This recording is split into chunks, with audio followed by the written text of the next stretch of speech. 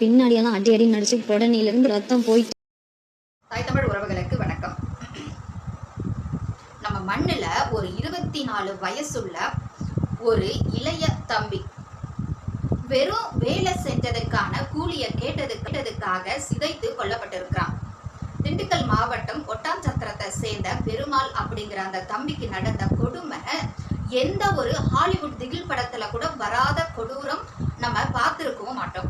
அப்படி ஒரு கொடூரம். கடந்த ஜனவரி 30ஆம் தேதி அந்த தம்பி வேலை பார்த்த நிறுவனத்துல பாக்கி இருந்த 2 மாச காசை சம்பள பாக்கிய வாங்க போயிருக்கிறாரு.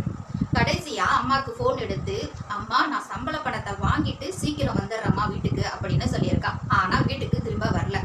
மறுநாள் ஆற்று பள்ளத்துக்கு அடியில சடலமா மிதந்திருக்கிறான்.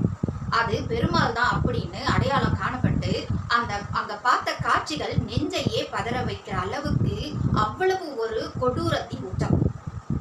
இது மனுஷங்க செய்யற காரியமா? அந்த தம்பியோட உடம்பு ஃபுல்லா அந்த 4 பேரும் சேர்ந்து எப்படி சிதைச்சிருக்கிறாங்க தெரியுமா?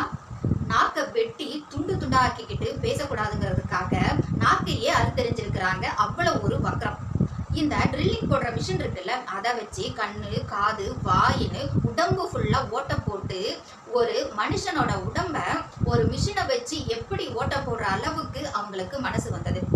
இதுல ரொம்ப கொடுமையான விஷயம் என்னன்னா, அந்த தம்பியோட பிறப்புறுப்பையே அறுத்தெறிஞ்சிருக்கிறாங்க. உடம்பு ஃபுல்லா சூடு. சைலன்சர் புகைக்குழாயை வச்சு உடம்பு ஃபுல்லா சூடு போட்டு அடையாளமே தெரியாத அளவுக்கு பிணமாக்கி வீசியிருக்கிறாங்க. இதெல்லாம் செஞ்ச அந்த அரக்கர்களுக்கு எத்தனை மணி நேரம் எடுத்திருக்கும்? அந்த தம்பி எவ்வளவு துடிச்சிருப்பான் நினைச்சு பார்த்தாலே நம்முடைய இருதயமே நின்று போல இருக்கு. இங்க என்னோட கேள்வி என்னன்னா, ஒரு பெரிய சினிமா ஸ்டார் சைக்கிள்ல போனா கூட கேமராவை தூக்கிக்கிட்டு அவர் பின்னாடியே ஓடுற ஊடகங்கள்லாம் இந்த ஏழை தம்பியோட மரணம் உங்க கண்ணுக்கு தெரியலையா? ஏதோ ஒரு அரசியல் செல்வாக்கு உள்ள நபர் அவங்களுக்கு பின்னாடி இருக்கிறாங்க அப்படிங்கிறதுக்காக மௌனமா இருக்கிறீங்களா நீங்களான்னு தெரியல.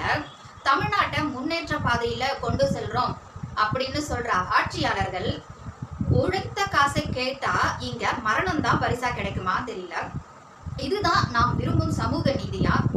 காசு இருந்துச்சுன்னா யாரு வேணா அடிக்கலாம் கொள்ளலாம் அப்படிங்கிற துணிச்சல் இந்த சமூக விரோதிகளுக்கு எப்படி வந்தது? இந்த கொலையில சம்பந்தப்பட்ட அந்த 4 பேருக்கும் சாதாரண சிறை தண்டனை பத்தாது. கர்நாடகாவில் சமீபத்துல ஒரு வழக்குல 2 பேருக்கு தூக்கு தண்டனை கொடுத்தாங்க.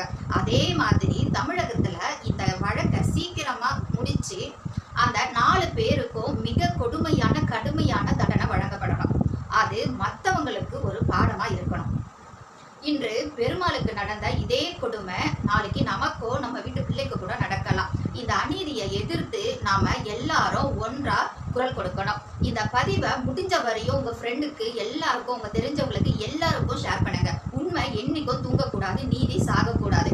பெருமாளின் மரணத்திற்கு நீதி கிடைக்கிற வரைக்கும் நாம ஓயக்கூடாது, குரல் கொடுத்துக்கிட்டே இருக்கணும். நன்றி, வணக்கம்.